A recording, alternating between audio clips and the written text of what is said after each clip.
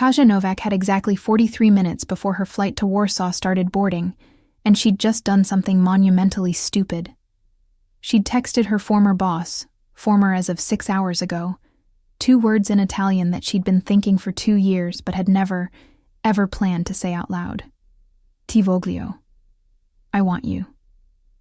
Her phone sat on her lap in the JFK departure lounge, screen dark, mocking her with its silence. She'd sent the text 3 minutes ago.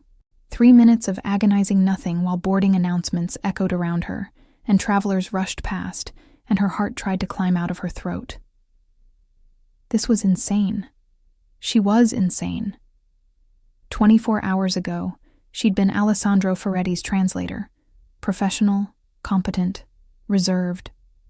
Now she was the idiot who'd confessed feelings via text message from an airport gate like some desperate character in a bad romance novel. Her phone buzzed. Kasia grabbed it so fast she nearly dropped it. His name lit up the screen. Her hands shook as she opened the message. Alessandro. Anch'io, tesoro, dove sei? Me too, treasure. Where are you? Kasia stared at the words, read them again. Again. Tesoro. He'd called her Tesoro. Not Kasia, not Miss Novak. Tesoro. Her fingers moved before her brain could stop them. Kasia. JFK, Terminal 4, Gate 12, flight boards in 40 minutes. 3 dots appeared immediately, disappeared, appeared again. Alessandro. Non partire, sto arrivando. Don't leave. I'm coming. Kasia's breath stopped. He was coming. Here, now, to the airport, for her. Kasia. Alessandro, you don't have to. Alessandro. I've wanted to for 2 years. Stay there, please. The boarding announcement started. Final call for passengers. Kasia sat frozen, staring at her phone, her boarding pass crumpled in her other hand, while her entire carefully planned life unraveled around her. 6 hours earlier, Alessandro Ferretti's office had felt too small for the first time in 2 years. Maybe because Kasia was packing up her things. Laptop, files, the Russian tea she kept in his cabinet because his coffee was too strong for civilized people. Maybe because this was the last time she'd occupy the chair across from his desk, translating contracts and business calls with that quiet competence he'd come to depend on. Or maybe because he'd spent 2 years wanting her, and today was his last chance to do anything about it. The Chen meeting transcripts, Kasia said, her accent making the English words slightly sharper than an American would. Polish precision, even in translation. I've left them in the shared drive, color-coded by topic. The Martinez negotiations, the Spanish ones, not the Mexican, are in the red folder. Arabic correspondence with the Dubai office is current through yesterday. You've been very thorough. Alessandro watched her organize files with methodical efficiency. Everything about Kasia was methodical, controlled. She'd worked for him for 2 years, and he knew exactly 3 personal facts about her. She was from Warsaw. She spoke 6 languages fluently, and she took her tea with honey, never sugar. He knew nothing else. What she did on weekends, what she thought about, what made her laugh, whether she'd spent the past 2 years wanting him the way he'd wanted her. I try to be professional, Kasia replied, not looking at him. She never looked at him directly unless translating. It was one of many things that drove him quietly insane. You've succeeded. Exemplary work ethic. I'll miss having you here. You'll hire another translator, probably someone who doesn't argue about your coffee being too strong. Probably someone who doesn't speak 6 languages. 5.5. My Arabic is still improving. She closed the last box, straightened, finally looked at him. Thank you for the opportunity, Mr. Ferretti. It's been educational. Mr. Ferretti. After 2 years, she still called him Mr. Ferretti in English.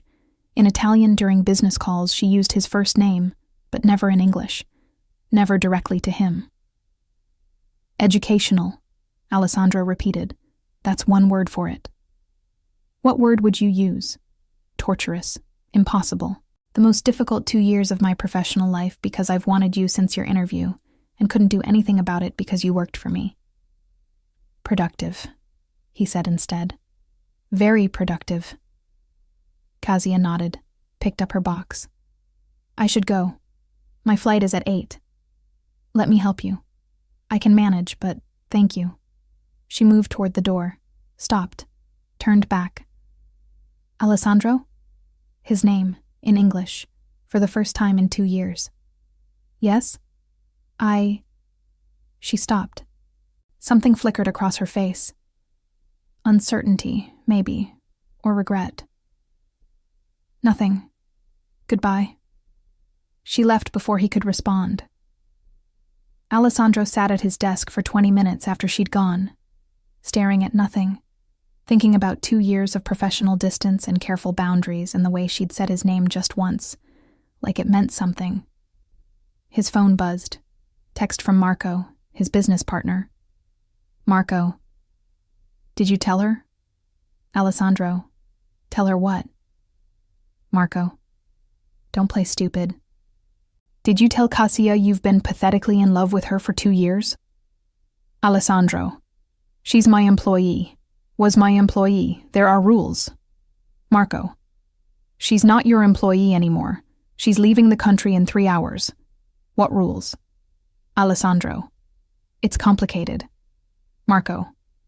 It's simple. You want her. She probably wants you. You're both adults. Stop being Italian about this. Alessandro. I am Italian. That's my whole personality. Marco. Then be Italian in a useful way. Go after her. Be dramatic. Make a scene. Isn't that what we're good at? Alessandro stared at his phone. Marco was right. Marco was always right, which was infuriating. But what if she didn't want him? What if he'd misread 2 years of careful looks and almost moments? What if she was relieved to be leaving, to be done with him? His phone buzzed again. Different number. Unknown. Unknown. Ti voglio. Alessandro stopped breathing. 2 words. Italian. No signature. But he knew. He knew her phone number, had known it for 2 years, saved in his contacts as K. Novak, translator, with perfect professional distance. This wasn't her usual number. This was travel phone, backup. It didn't matter. Ti voglio. I want you. She texted him. In Italian. The language they used for business calls and client meetings and never, ever for personal things. She'd chosen his language to tell him. His hands were shaking when he texted back. Alessandro. Anch'io tesoro. Dove sei? Me too, treasure. Where are you? The reply came immediately. Kasia. JFK. Terminal 4. Gate 12. Flight boards in 40 minutes. Alessandro was moving before he'd consciously decided to move, grabbing his jacket, his keys, his phone, texting his driver. Alessandro. JFK. Terminal 4. Now. Fast as legally possible. Alessandro. Actually, faster than legally possible. I'll pay the tickets. He texted Kasia. Alessandro. Non partire. Sto arrivando. Don't leave. I'm coming. Kasia. Alessandro, you don't have to. Alessandro. I've wanted to for 2 years. Stay there, please. Kasia sat at gate 12 watching passengers board and thinking about how her life had just become a romantic comedy without her permission. Final boarding call. Her group. She should get up, walk to the gate, hand over her boarding pass, get on the plane, go back to Warsaw, to her apartment, to her perfectly planned quiet life. Instead, she sat there, staring at her phone, reading Alessandro's texts over and over. I've wanted to for 2 years. 2 years. He'd wanted her for 2 years. The same 2 years she'd spent translating his business calls and pretending not to notice how he looked at her when he thought she wasn't paying attention. The same 2 years she'd kept every wall up, every boundary in place, because falling for your boss was stupid and unprofessional, and she was neither of those things. Except apparently she was both, because she'd texted him from an airport gate and now he was coming, and she was going to miss her flight. Final call for Flight 1247 to Warsaw. All passengers must board immediately. Kasia stood up, walked to the counter. "I'm sorry," she told the gate agent. I can't." She stopped, gathered herself. "I'm not getting on this flight. Miss, the plane is about to leave. I know. I'm not getting on it." The agent looked at her like she'd lost her mind. Maybe she had. She walked back to her seat, sat down, and waited. 32 minutes later, Alessandro Ferretti came running through Terminal 4 like his life depended on it. He stopped when he saw her. Just stopped, breathing hard, hair disheveled from running, tie loosened, looking absolutely nothing like the controlled CEO she'd worked for. "You didn't leave," he said. "You told me not to. Since when do you listen to me? Since you called me Tesoro and told me you've wanted me for 2 years. Kasia stood up, facing him. "Is it true?" "Which part?" "All of it." Alessandro moved closer. Close enough that she could see he was still catching his breath. Close enough that she could smell his cologne. Expensive, subtle, devastatingly familiar after 2 years. "Yes," he said. "All of it. Every word. Ti voglio, Kasia. I've wanted you since your interview. Since you told me my business model needed refinement and my coffee was undrinkable. I've wanted you every day for 2 years, and I couldn't say anything because you worked for me, and I couldn't pressure you. But you texted me. You said it first. So, yes, it's true. All of it. Why didn't you say something today? In your office? I was leaving. Because what if you didn't feel the same? What if I'd made an ass of myself and you'd left anyway, except now it would be awkward and terrible and I'd have ruined 2 years of..." He stopped. "Wait, why did you text me from the airport instead of saying something in my office?" "Same reason. What if you didn't feel the same? At least from the airport, I could leave and never face you again. We're both idiots. Apparently." Kasia smiled despite herself. "You ran through an airport for me. I violated several traffic laws getting here. My driver is probably having a heart attack. That's very dramatic. I'm Italian. We're dramatic.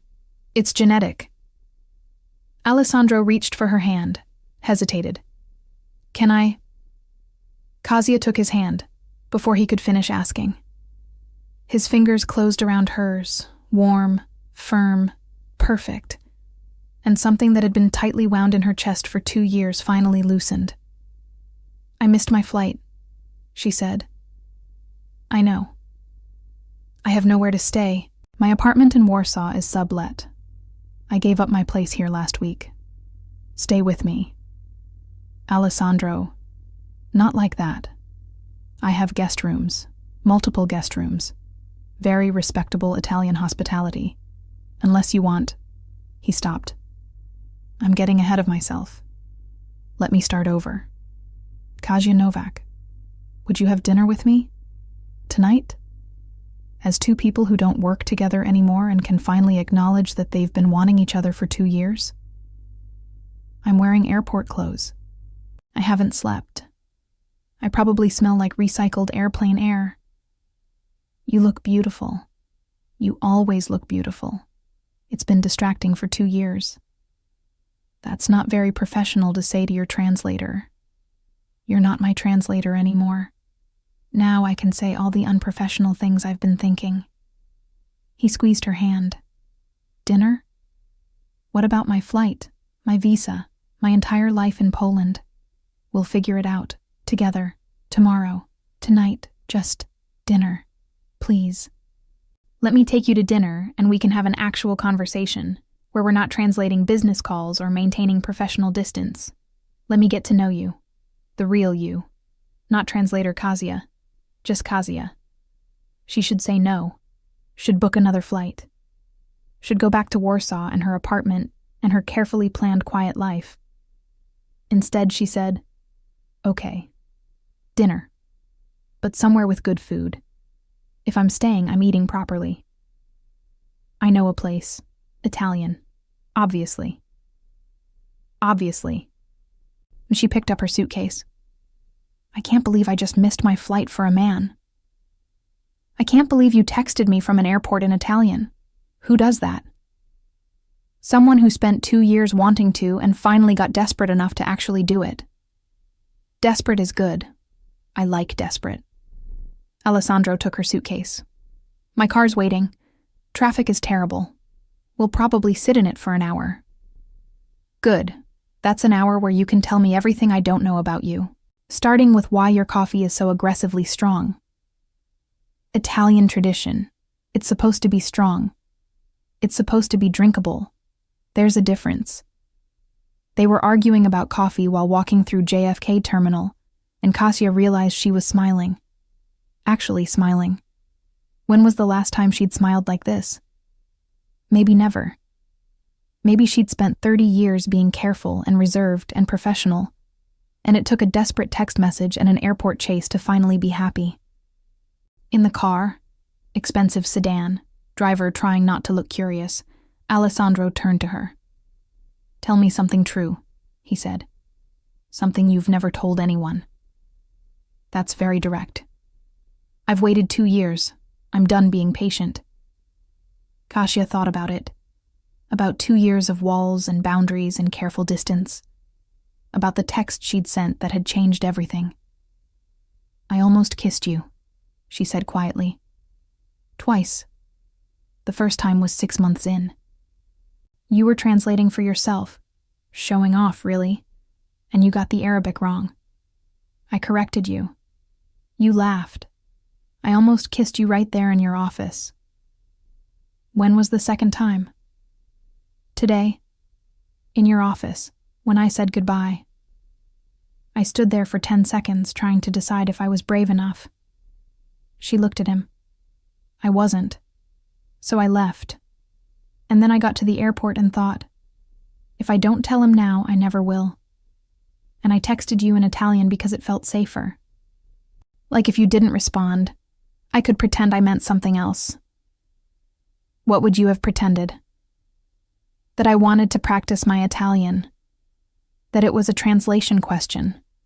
Something ridiculous that you'd never believe but I'd cling to anyway. I would have believed it. Would have convinced myself you meant something professional.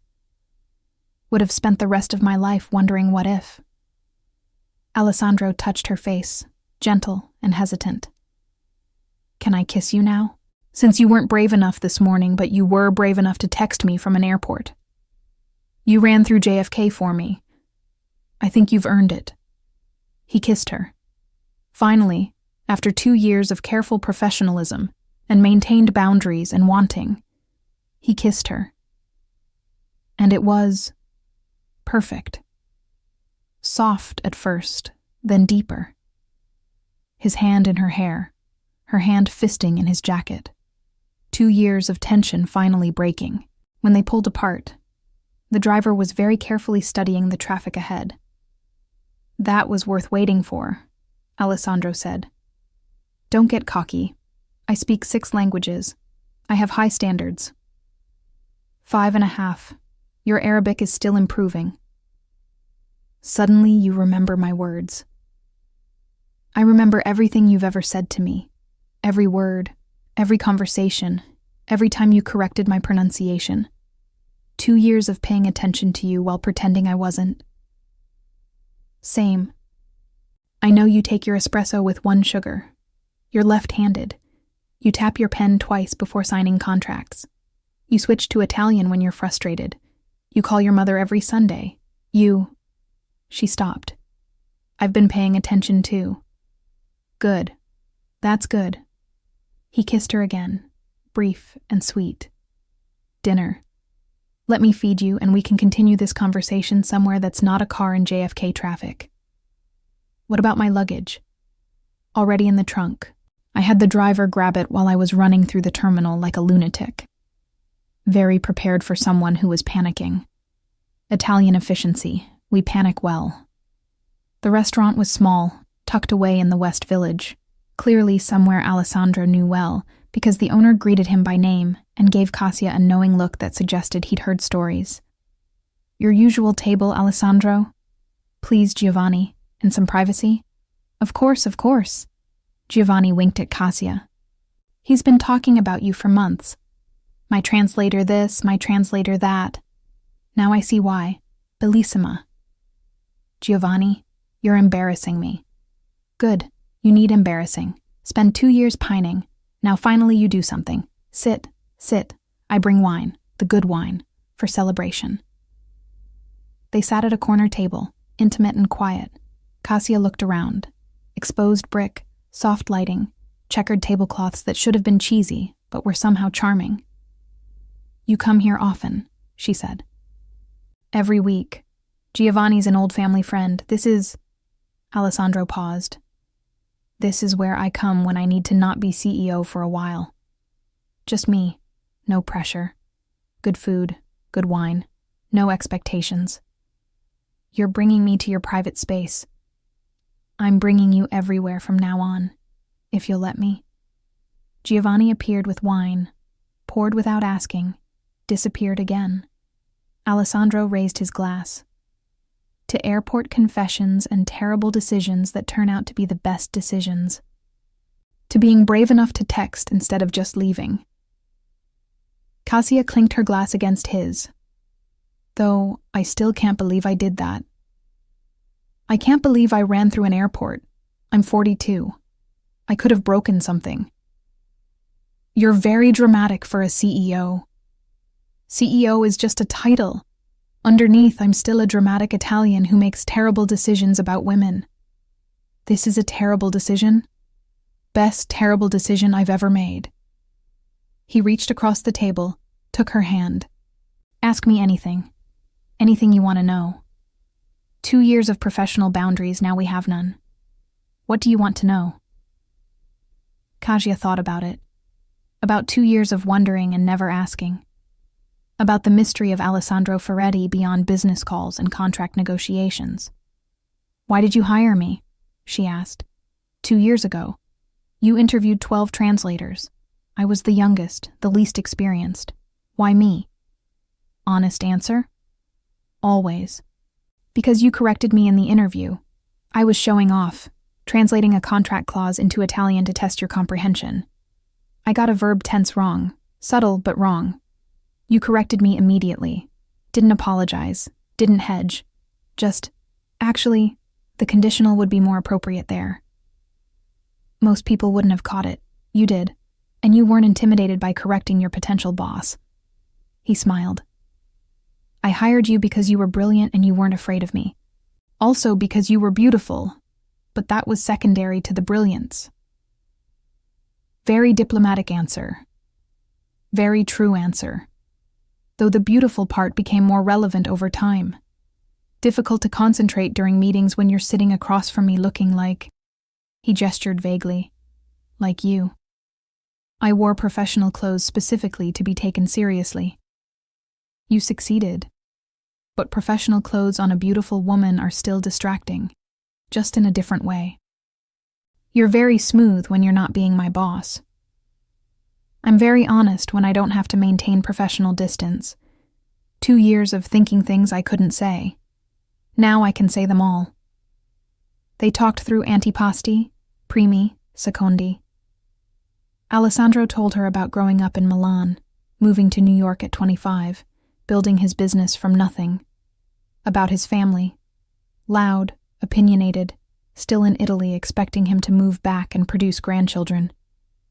Cassia told him about Warsaw, about learning languages as a child because her father was a diplomat, about being the quiet one in a loud family, about moving to New York for work and staying because she liked the anonymity of a big city. "You're not who I thought you were," Alessandro said over dessert. "What did you think?" "Reserved, untouchable, like you had this interior life I couldn't access. Turns out you're just Polish." "We're naturally reserved. It's cultural. It's attractive, mysterious. I spent 2 years trying to figure you out. And now?" Now I want to spend the next few years actually figuring you out, not guessing, actually knowing. He squeezed her hand. Stay in New York, at least for a while. Let me do this properly. Date you, get to know you, be the person I couldn't be when you worked for me. What about my visa? I was here on a work visa. Without the job, I'll help. Hire a lawyer, figure out options, or... He stopped. This is too fast. I'm getting ahead of myself again. Or what? Or we could get married. Kasia choked on her wine. What? Too fast. Definitely too fast. Forget I said that. You just proposed marriage as a visa solution. Not proposed, suggested, theoretically. As one of many options. The worst option. The most dramatic Italian option. Forget it. Alessandro, I'm just saying, if you needed to stay and we're doing this anyway. He stopped. Laughed. Listen to me. One dinner, and I'm already talking about marriage. My mother would be so proud. Does your mother know about me? She knows I've been distracted by work for 2 years. She doesn't know the work has a name and speaks 6 languages and just missed a flight because of me. 5.5. Your Arabic is improving. You'll be 6 soon enough. He paid the check, refused to let her even offer, and they walked outside into New York summer heat. Come back to my place. Guest room, I promise. Unless you want... Guest room is good. For tonight. Let me process the fact that I missed my flight and kissed my former boss, and am now apparently staying in New York indefinitely. Not indefinitely. Just for a while, until we figure this out. At his apartment, massive, expensive, overlooking Central Park, he showed her to a guest room that was bigger than her entire apartment in Warsaw had been. If you need anything, I know where you are. Good. That's good. He kissed her forehead. Sleep well, Kasia. Tomorrow we'll figure out the practical things. Tonight we did something brave. Let's enjoy it. We did something insane. Best kind of brave. He started to leave, then turned back. Thank you. For texting me. For not getting on that plane. For 2 years of being exactly who you are. After he left, Kasia sat on the bed, staring at her phone, at the text that had changed everything. Ti voglio. 2 words. 1 language that wasn't hers. 1 desperate moment at an airport gate. Best terrible decision she'd ever made. 3 weeks after the airport incident, as Alessandro had started calling it, like it was a diplomatic crisis instead of the best night of his life, Kasia still hadn't gone back to Poland. She'd meant to. Had rebooked her flight twice. But then Alessandro would suggest dinner, or a walk through Central Park, or just one more day, and she'd cancel again. Her subletter in Warsaw was thrilled. Her visa lawyer was working on an O1 for extraordinary ability in languages, which made Kasia laugh because she was just a translator, not extraordinary. You speak 6 languages fluently, Alessandro had said when she'd argued about it. 5.5, she'd corrected automatically, and he'd kissed her to shut her up. That had been happening a lot. The kissing. Also the talking, the learning each other, the discovering that professional Kasia and real Kasia were completely different people. You're funny, Alessandro had said one evening after she'd made a dry observation about his business partner's haircut.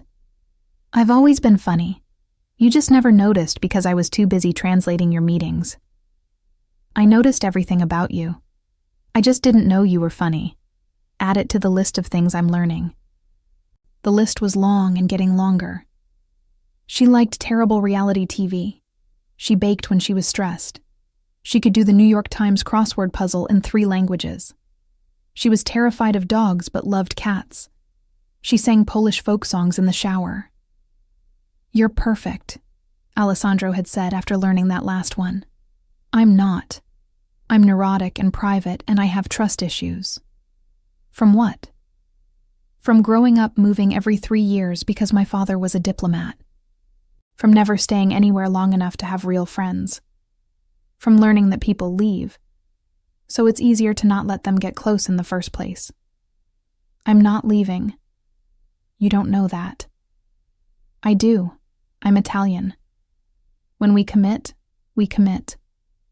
It's genetic, like being dramatic and having opinions about pasta shapes. Now, 3 weeks in, they were having breakfast in his kitchen, while Alessandro tried to convince her to meet his family. They're in Italy, Kasia said, stirring her tea. That's very far away. It's an 8-hour flight. I fly there 4 times a year. To visit family, not to introduce. What am I, your girlfriend? Your former employee? The woman who texted you from an airport? My girlfriend, obviously. We've been dating 3 weeks. That's girlfriend territory. 3 weeks is nothing. 3 weeks plus 2 years of wanting each other. That's something.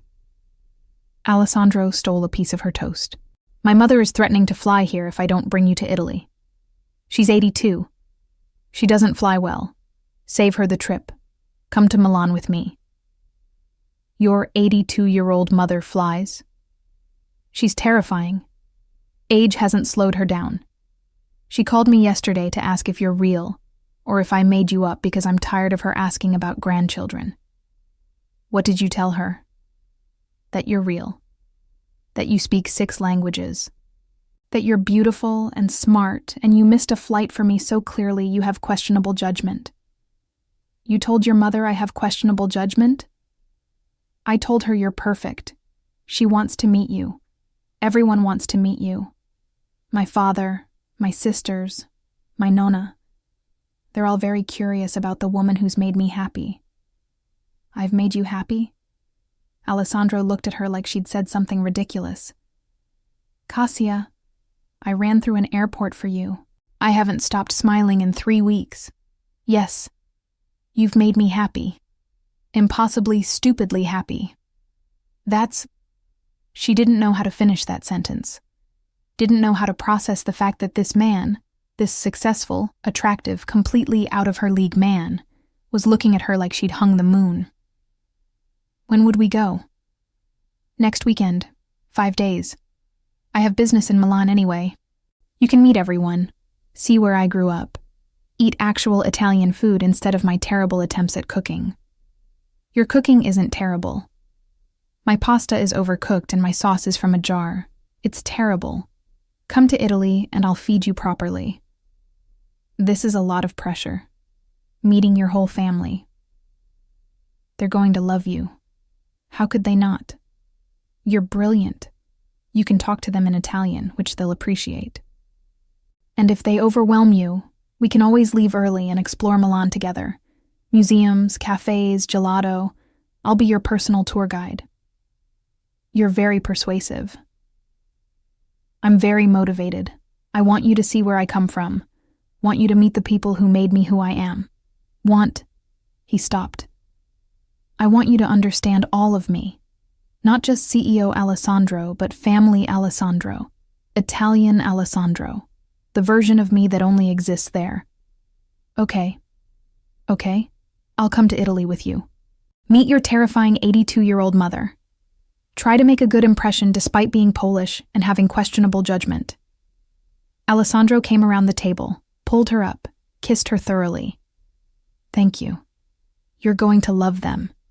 They're loud and opinionated, and they'll ask invasive questions about when we're getting married and having children. But they're good people. We've been dating 3 weeks and they're already asking about marriage? You're meeting family. In Italian culture, that means serious. My mother's probably already planning the wedding. That's insane. That's Italian. He kissed her again. Pack comfortable shoes. Milan is beautiful, but it involves a lot of walking. And bring something nice. My mother will insist on a formal family dinner. How formal? Multiple courses, good wine. Everyone dressed up and on their best behavior for approximately 10 minutes before someone starts arguing about politics or soccer. This is a terrible idea. This is the best idea I've had since running through JFK. He pulled her closer. Trust me. I'm starting to. which is terrifying. I know. Trust is terrifying. Do it anyway. Milan in September was golden light and warm air and the smell of espresso from every corner cafe. Alessandro's family lived in a beautiful old building in the city center, the kind with marble staircases and frescoed ceilings and history in every corner. "This is where you grew up?" Kasia asked, staring up at the facade. "Fourth floor. Same apartment for 5 generations. My nonna's been there since she married my grandfather in 1962. That's a lot of history. That's Italian families. We don't leave. We accumulate." He took her hand. "Ready?" "No. Let's do it anyway." The apartment was exactly what Kasia had imagined. Warm, lived in, filled with photographs and crucifixes, and the smell of something delicious cooking. Voices drifted from somewhere deeper in the apartment. Rapid Italian, laughter, someone singing. "Alessandro!" A woman appeared, 70s, elegant, with Alessandro's eyes and a wooden spoon in her hand. "Finally! We've been waiting. And this must be Kasia." "Mama, this is Kasia Novak. Kasia, my mother, Francesca." Francesca pulled Kasia into a hug before she could offer a handshake. "Benvenuta, cara. Welcome. Alessandro talks about you constantly." Kasia said this. Kasia speaks 6 languages. Kasia is brilliant.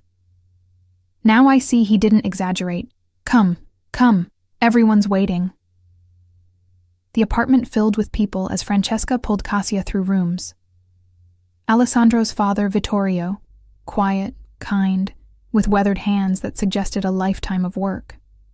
His sisters Elena and Sofia, both loud and immediately asking questions.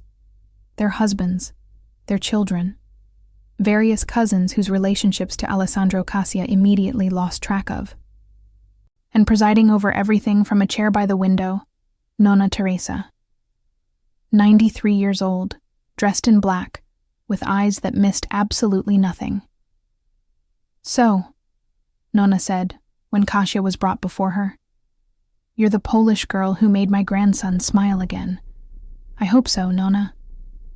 "You speak Italian well. This is good. Shows respect. Alessandro, you chose well. She has manners." "She has everything, Nonna." "We'll see. Sit, child. Let me look at you." Nonna studied Kasia with disconcerting intensity. "You're nervous." "Yes, Nonna." "Good. You should be. This family is overwhelming, loud, in your business constantly. If you stay with Alessandro, you stay with all of us. You understand?" "I understand. You're quiet. Not like us." "Is this because you're nervous, or because you're Polish?" "Both, Nonna." Nonna smiled. "Honest. I like honest. Alessandro, she's good. Keep her." That was apparently Nonna's blessing, because everyone relaxed immediately. Dinner was magnificent chaos. 7 courses, everyone talking simultaneously, arguments in Italian that escalated and resolved in seconds. Francesca kept adding food to Kasia's plate. Vittorio asked thoughtful questions about her translation work. The sisters interrogated her about her intentions toward Alessandro. "Are you serious about him?" Elena asked over the secondi. "Because he's serious about you, we can tell." "I'm serious." "Good. He needs someone smart, someone who won't let him work himself to death. You'll do that?" "I'll try. Trying is good. Also, do you want children? Because Mama wants grandchildren from Alessandro. She's been waiting years."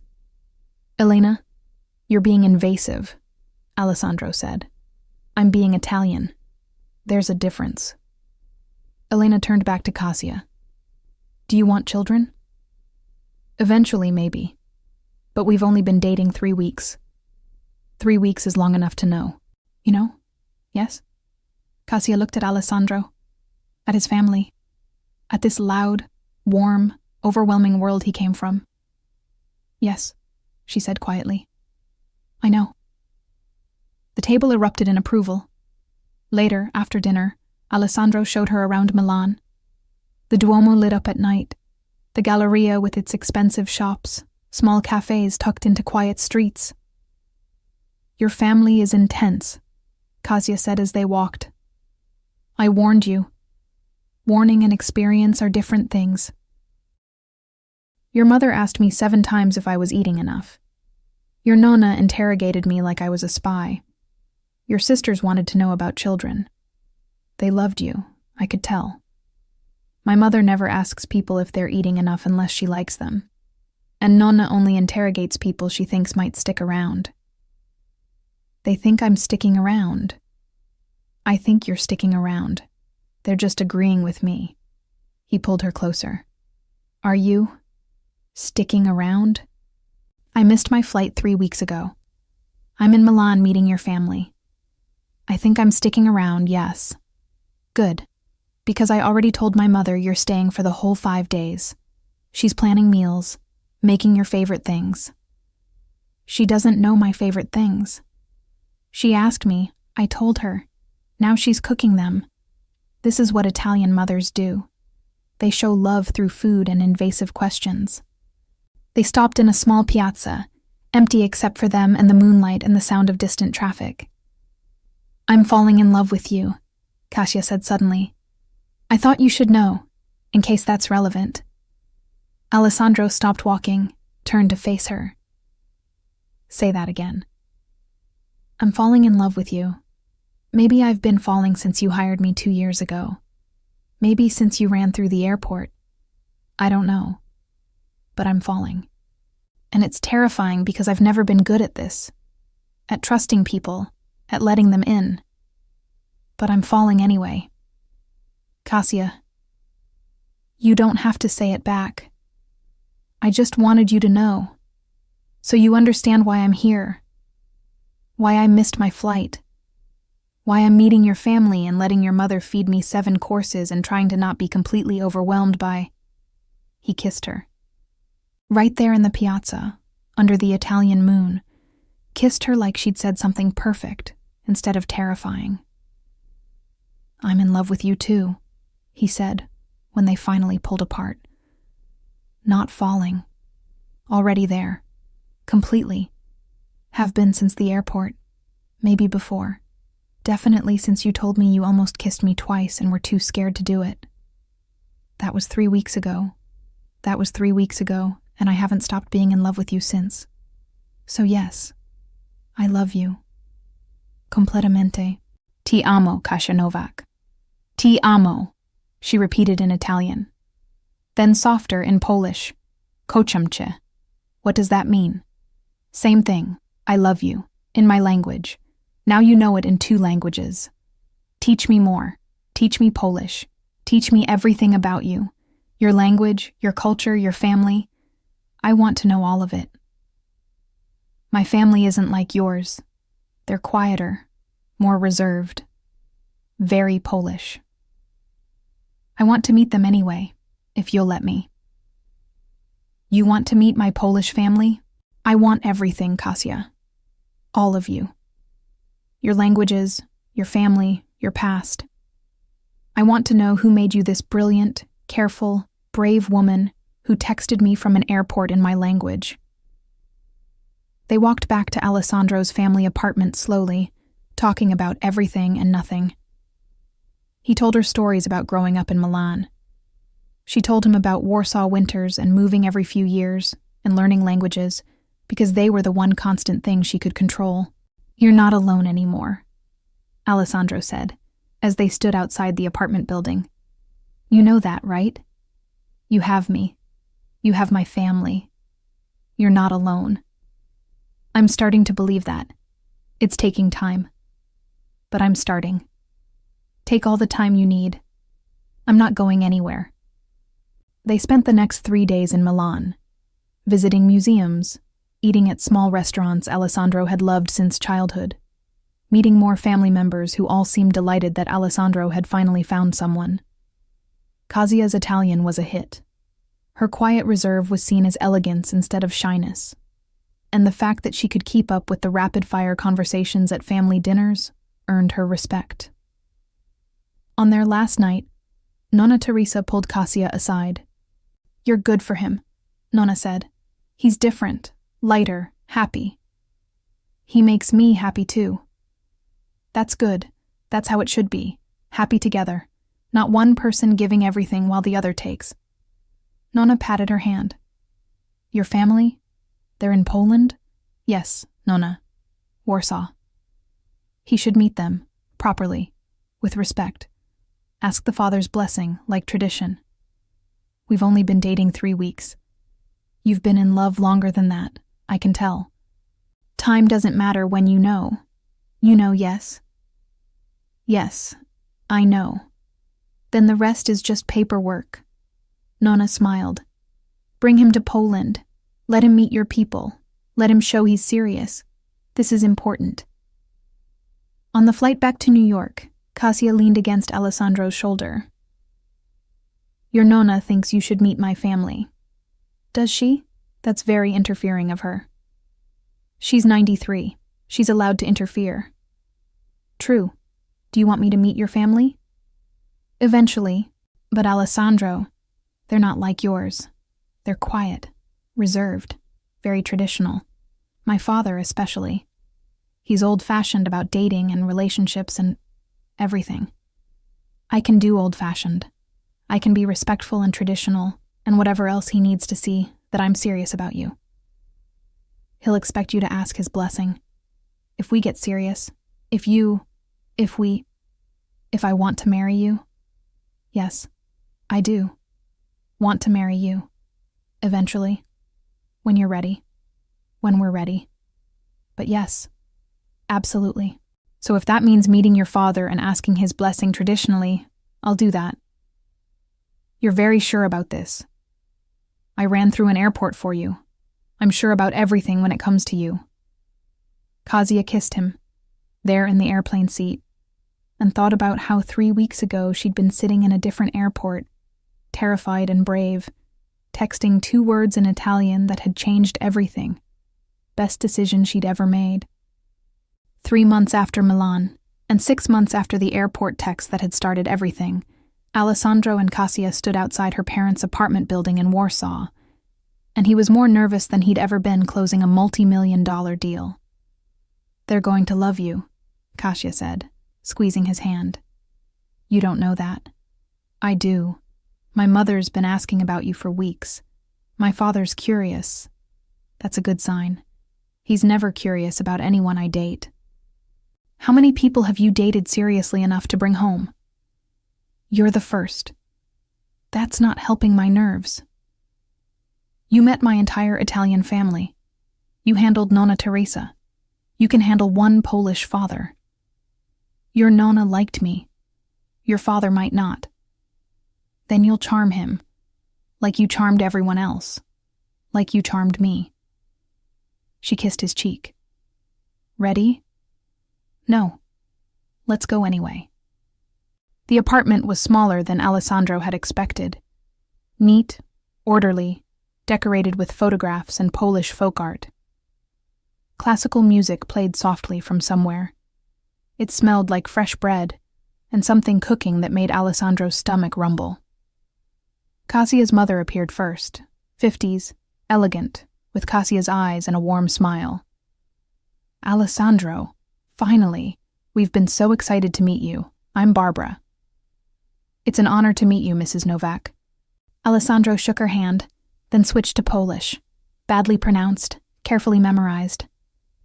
Dziękuję za zaproszenie. Thank you for having me. Barbara's face lit up.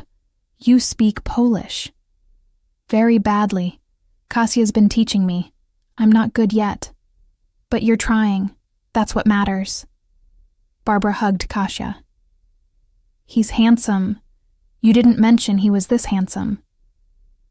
Mamo, don't embarrass me. I'm your mother.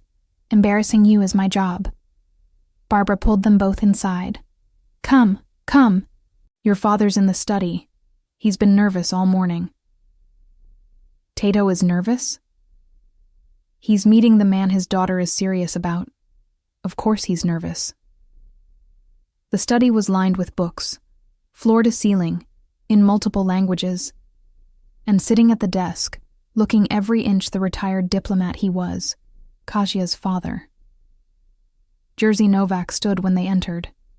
Tall, still straight-backed at 70, with sharp eyes that assessed Alessandro in seconds. "Tato," Kasia said softly. "This is Alessandro Ferretti. Alessandro, my father Jerzy." Alessandro extended his hand. "It's an honor to meet you, sir. Kasia speaks about you often." "Does she?" Jerzy's handshake was firm, his English perfect but accented. "You're the Italian businessman, the one who hired my daughter as a translator." "Yes, sir." "And now you're dating her." "Yes, sir." "That's quite a transition. Employee to girlfriend." "She stopped being my employee before anything personal happened." "I wouldn't—" Alessandro paused. "I have too much respect for your daughter to have done otherwise." "Good answer." Jerzy gestured to chairs. "Sit, let's talk." Kasia started to leave. Her father stopped her. "Stay. This concerns you too." They sat. Barbara brought tea, strong, in delicate porcelain cups. Kasia's hand found Alessandro's under the table, squeezed once. "My daughter," Jerzy began, "is reserved. Private. She doesn't let people close easily. This comes from growing up moving every few years. Never staying anywhere long enough to form real attachments. It's made her careful." "I understand, sir. She's told me." "Has she?" "That's unusual. She doesn't usually share personal things." Jerzy studied Alessandro. "You've been together 6 months?" "Yes, sir, since June." "And before that, she worked for you for 2 years." "Yes." "Did you want her during those 2 years?" "Jerzy," Barbara started. "Let him answer." "Did you want my daughter while she was your employee?" Alessandro met his eyes. "Yes, sir, I did. From the day I hired her. But I never acted on it. Never said anything. Never did anything that would pressure her or make her uncomfortable. She was my translator. That was the relationship. Nothing more. Until she sent you a text message from an airport." "She told you about that?" "She tells me everything eventually. She said she texted you in Italian. Ti voglio. I want you." Very direct for my reserved daughter. "She was brave.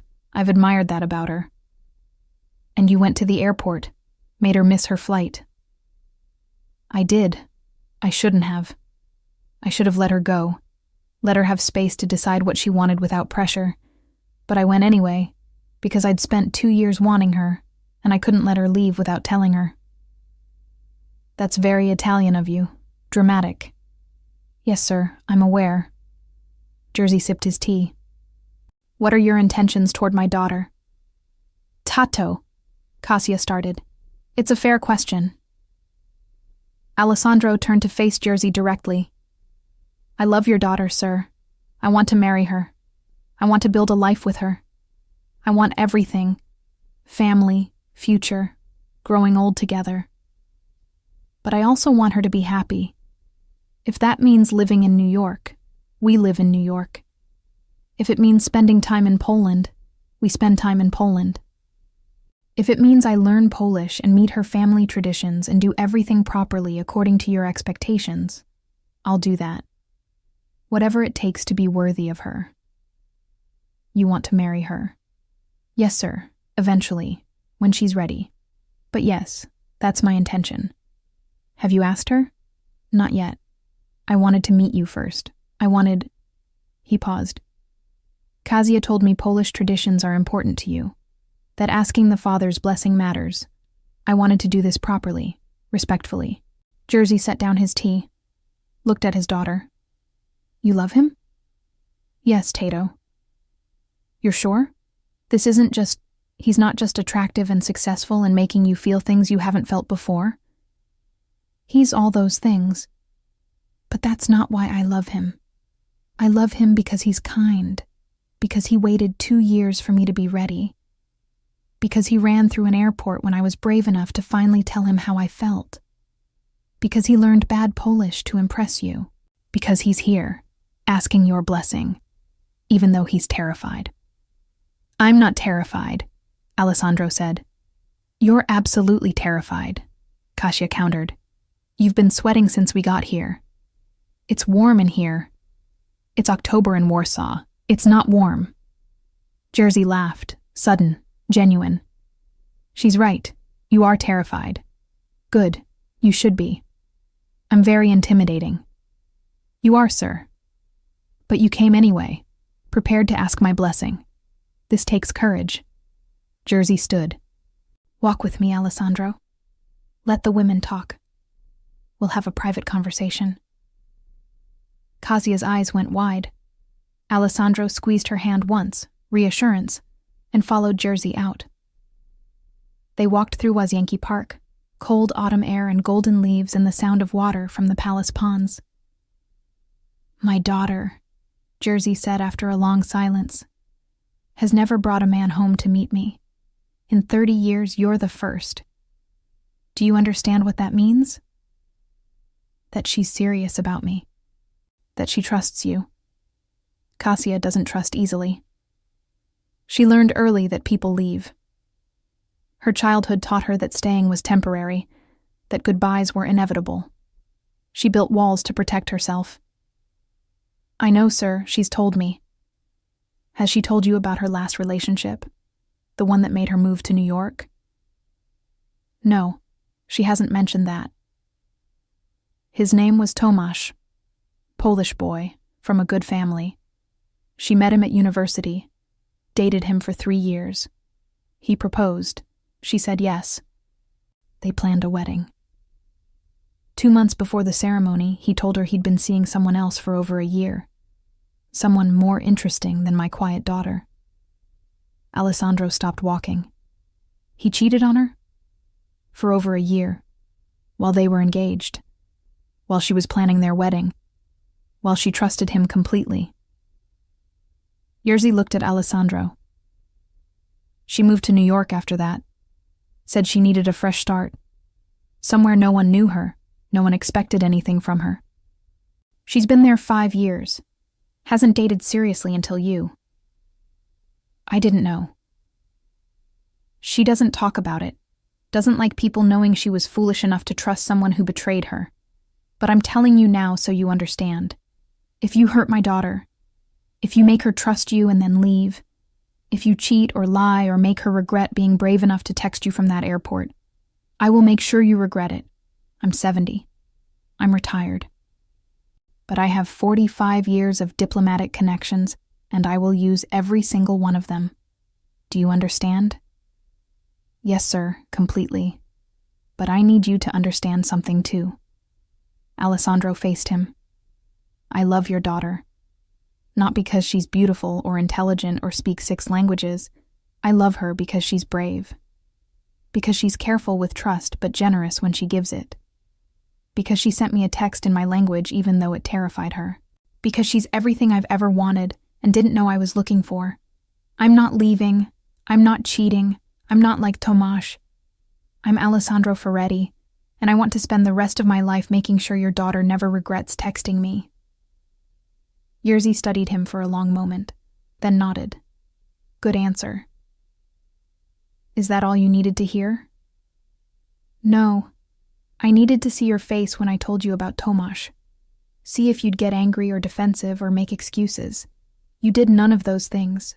You just told me you love her. That's what I needed to see. So you have my blessing. Ask her properly. With a ring, with romance, with whatever Italian dramatic gesture you're planning. Make her happy. That's all I ask. I will. I promise. Good. Now let's go back before Barbara interrogates Kasia about wedding plans. She's been waiting 6 years for this. At the apartment, Barbara had indeed moved on to wedding planning. A spring wedding would be beautiful. April, maybe May. Not too hot. Flowers blooming. Mamo, he hasn't proposed yet. But he will. I can tell. He's Italian. They're romantic. He'll propose dramatically, and you'll say yes and we'll plan a beautiful wedding. Polish traditions and Italian food. Perfect combination. Alessandro and Jerzy entered. Kasia looked at her father questioningly. He's acceptable, Jerzy said. You may keep him. Tato. What? You asked if I liked him. I like him. He's nervous and Italian and clearly in love with you. What more do you want? Maybe a less dramatic announcement? You're dating an Italian. Drama is inevitable. Get used to it. They stayed in Warsaw for 3 days. Alessandro met Kasia's extended family, aunts, uncles, cousins who were quieter than his Italian relatives, but just as curious. He ate Polish food, learned Polish phrases, attended Mass at the church where Kasia had been baptized. Barbara fed him constantly. Jerzy taught him to play chess and beat him thoroughly every game. You're terrible at this, Jerzy said after the 4th loss. I'm better at business than chess. Clearly, though it's good you're bad at something. Keeps you humble. On their last evening, Alessandro asked Jerzy for a private moment. I want to do this properly, Alessandro said, before we leave. I want to ask Kasia to marry me, but I wanted to make sure you're comfortable with that. I know I have your blessing, but asking her here in Poland, with your family nearby, I wanted to make sure that's appropriate. You want to propose here? I want to propose wherever you think is right. If you'd prefer I wait until we're back in New York, I'll wait. But if it's appropriate to ask her here, it's appropriate. More than appropriate. It's respectful. You're including her family, her country, her roots in this moment. That matters to Kasia, even if she doesn't say it. Jerzy smiled. Where were you thinking? The park, where you and I walked, where you told me about Tomasz and gave me your blessing. It seems right. It is right. Do it tomorrow. We'll give you privacy. Make it romantic. Make it dramatic. Make it something she'll remember forever. I will. Thank you, sir. For your blessing. For trusting me with her. Don't make me regret it. I won't. I promise. The next afternoon, Alessandro and Kasia walked through Łazienki Park. Autumn leaves, cold air, the palace reflecting in the pond. They'd walked this same path every day since arriving, but today felt different. Your parents like me, Alessandro said. They love you. My mother's already planning our wedding. My father played chess with you 4 times. He only plays chess with people he respects.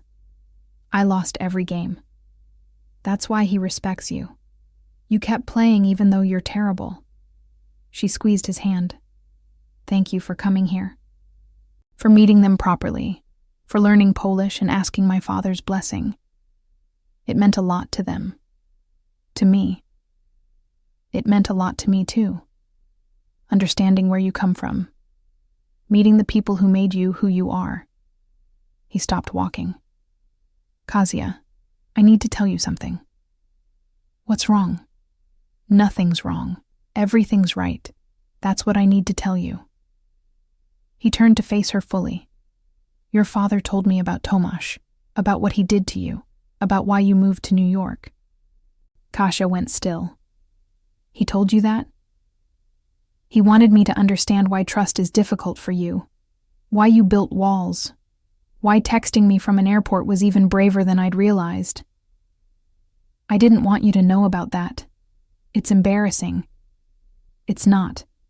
It's proof that you're strong, that you survived something terrible and built a new life anyway, that you were brave enough to try again even though trying again is terrifying. Alessandro pulled out a ring box. Which is why I need to ask you this now. Here, in your country, with your family nearby, after meeting the people who matter most to you. Kasia's eyes went wide. Alessandro. Kasia Maria Novak, I love you. I've loved you since you corrected my Italian in that first interview. I loved you through 2 years of professional distance and careful boundaries. I loved you when you texted me from an airport in my language. I love you now, here, in Poland, after meeting your family and understanding all the reasons you're careful with trust. And I want to love you forever. I want to marry you. I want to build a life with you. I want everything. Family, future, growing old together, teaching our children 6 languages. Will you marry me? Yes. Yes? Obviously, yes. Did you think I'd say no after you asked my father's blessing and learned Polish and came to Warsaw just to meet my family properly? Yes, Alessandro. Ti amo. Kocham cię. I'll marry you. He slid the ring on her finger. Emerald cut, platinum, simple and perfect. Then kissed her there in the park while autumn leaves fell around them and the palace watched. And somewhere her father was probably watching too, making sure Alessandro did this properly. Your father gave me his blessing yesterday, Alessandro said. We walked here. He told me about Tomasz. Then he said I could marry you if I made you happy. That's all he asked. Make his daughter happy. You do. You make me impossibly happy. Good, because you make me the same. And now we get to tell our families and watch them plan a wedding that's going to be absolutely chaotic. My mother will want Polish traditions. Your mother will want Italian ones. They'll compromise. They'll fight first, but they'll compromise, just like us. Polish and Italian. Different, but perfect together. They walked back to her parents' apartment hand in hand. Barbara cried when she saw the ring. Jersey shook Alessandro's hand with something like pride. Phone calls were made to Alessandro's family in Milan, to Kasia's extended family in Warsaw. Everyone had opinions about dates, venues, traditions, guest lists. It was loud and overwhelming and absolutely perfect. This is our life now, Alessandro said that night. 2 families, 2 cultures, 2 languages. Everything doubled. Everything better, Kasia corrected. Not doubled, better. They got married the following spring in a small church outside Warsaw. Polish ceremony first, then Italian traditions. Both grandmothers crying. Both mothers coordinating details. Both families meeting and mixing and discovering they were more alike than different, despite the language barrier. They're loud, Jersey observed, watching Alessandro's relatives dance. Very Italian. They're warm, Barbara countered. Let them be loud. Our family is quieter, more civilized. Our family is boring. This is exciting. Kasia and Alessandro watched their families blend. Polish reserve meeting Italian passion, vodka meeting wine, folk traditions meeting Catholic ceremony. Everything mixing and somehow working. We did this, Kasia said. 1 text message, and we created this whole thing. Best text message you ever sent. Best decision I ever made. Second best, Alessandro corrected. Best was saying yes when I asked you to marry me. That was easy. The text was hard. The text took courage. Then thank God you were brave enough to send it. Thank God you missed your flight. Thank God for airport confessions and Italian responses and everything that led us here. They danced at their wedding, traditional Polish first, then Italian. 2 languages, 2 cultures, 2 families now one. Kasia's Polish aunts taught Alessandro's Italian cousins folk dances. Alessandro's nonna taught Kasia's grandmother Italian drinking songs.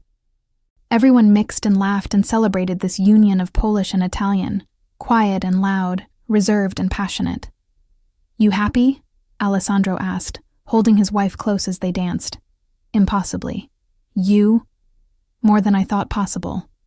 2 years later, they stood in the same Warsaw park where Alessandro had proposed, watching their daughter, Sofia Barbara Ferretti, named for both grandmothers, toddle through autumn leaves. Ti voglio, mamma, Sofia said, practicing her Italian. She was 18 months old and already mixing 3 languages. I want you too, Mała, Kasia replied in Polish. Little one. She's going to speak 6 languages before she's 5, Alessandro said. 5.5. Her Arabic will take longer. You're still counting that? It's funny. Let me have it.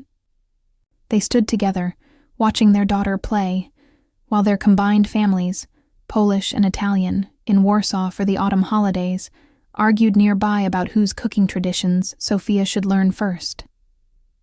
Your nonna says Italian cooking is superior, Kasia reported. Your mother says Polish cooking has more soul. They're both right. They're both wrong. It doesn't matter. It matters to them. Let them fight. They enjoy it. Sofia ran over, holding a leaf. Bellissima. Beautiful in Italian. Piękna. Beautiful in Polish. Both, Kasia said. The leaf is both, just like you, Polish and Italian, everything at once. Like us, Alessandro added.